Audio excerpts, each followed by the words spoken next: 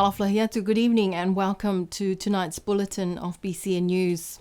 Firstly, tonight, the midterm review of the National Strategic Plan 2016-2026 was the focus of a two-day national summit held at the scenic Matavai.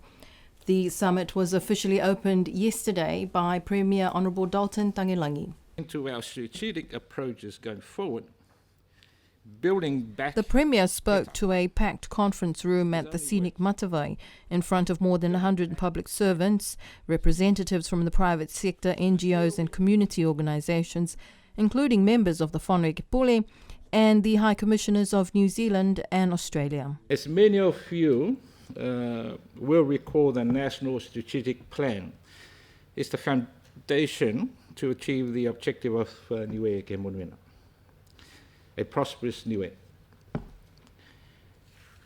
This plan was from 2016. It's a 10-year plan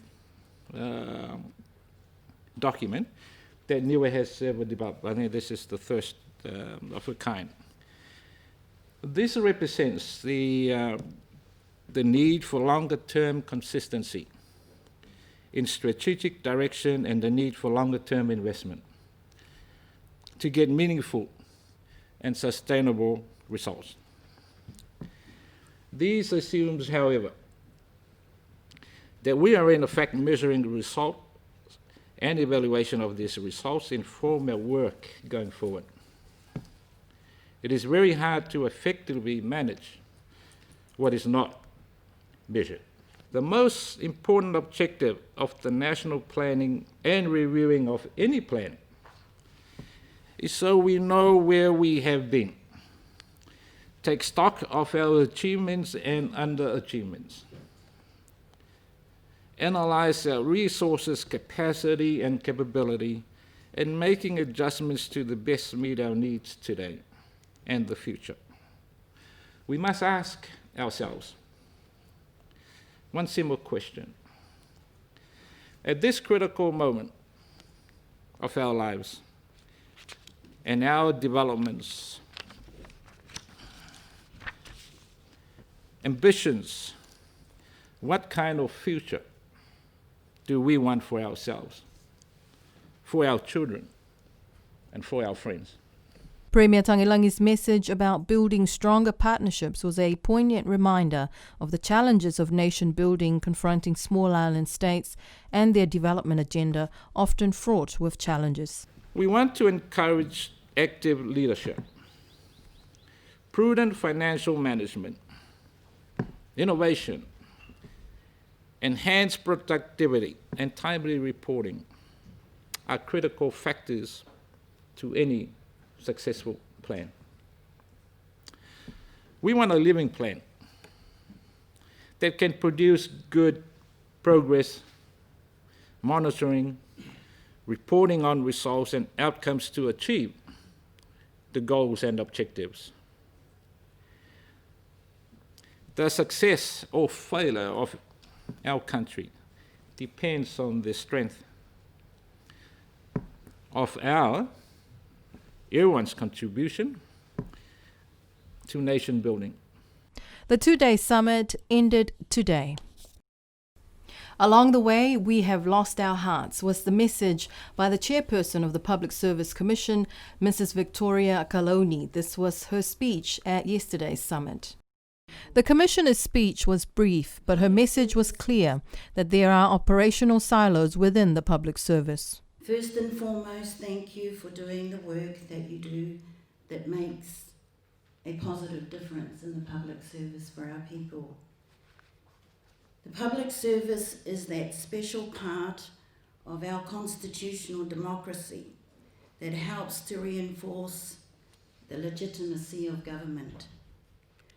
The sum of the parts makes a whole. It's my favourite saying, which means we do the job. There's no I. We are tackling our fragmented system that requires collaboration between ministries, agencies that run as a vertical hierarchy with few incentives to work together. We need to work across the system, not just down the vertical silos. Along the way, behaviours have perpetuated into a ball of where we are tackling managerial silos. And along the way, we have lost our hearts.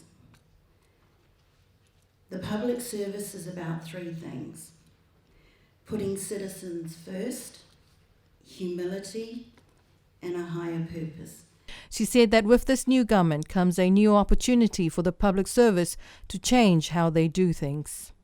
And according to the latest summary of assets value, the newer government's assets are valued at over $97.4 million. The Director General of the Ministry of Infrastructure, Andre Siohane, presented the summary of assets value of the newer government at the summit. This value of all government assets was determined in 2016 at $97,431,684.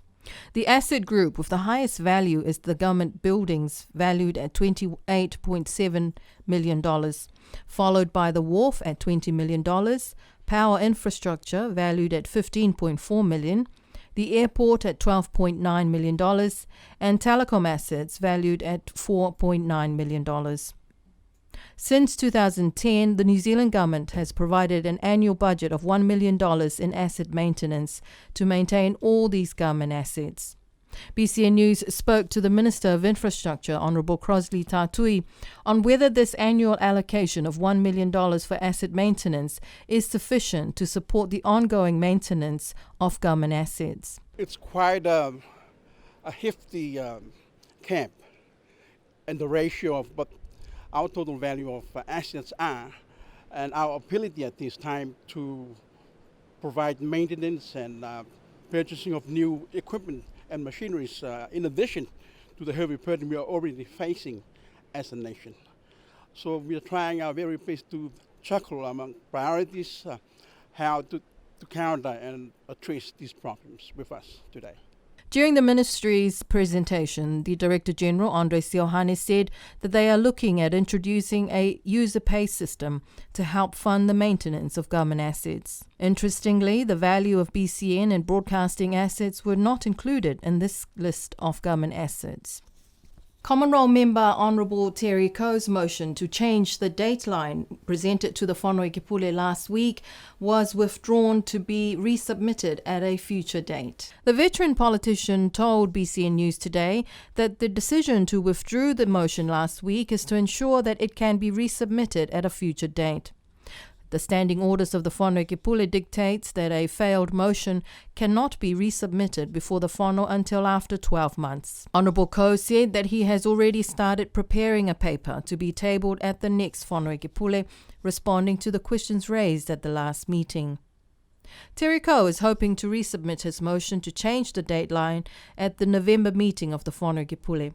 He told BCN News that he wants this motion debated before the end of the year. Honourable Coe's motion and the fact that he has tried numerous times over his nearly 30 years in politics is also receiving international media attention, reported by Radio New Zealand Pacific this week and other New Zealand news outlets.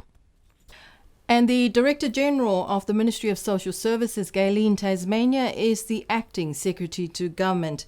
The Secretary to Government, Ms. Peleni Talangi, left on Monday this week on personal leave until November. And to end our bulletin tonight, the BCN News team, as part of a group of nearly 90 participants from all national broadcasters and media outlets in the Pacific, taking part in a media training workshop with TVNZ. Here's more on that story. I know in terms of the newsroom, we didn't... The training program is part of the Pacific Corporation Broadcasting Limited, PCBL, support to Pacific broadcasters. The course is called Strengthening Media Resilience, and PCBL has partnered with TVNZ trainers and reporters Barbara Drever and TV producer Lee Taylor. Using virtual platform Zoom, the participants and the trainers spend 1 hour a week on a number of topics designed to build the resilience of reporters in the Pacific. The two courses are on fundamentals of news bulletins and production, and training to support remote reporting, news bulletins via mobile journalism, and editing remotely. And the second course is on advanced news editorial and production. The objective of this training is to build on remote news production, ensuring that broadcasters have the ability to report and/or lead government response communications during a crisis or disaster. The training, which started yesterday, will last until the end of October. See you next week, guys. And that's the end of our bulletin tonight. Join us again next week. Until then, you have a lovely weekend. Good night.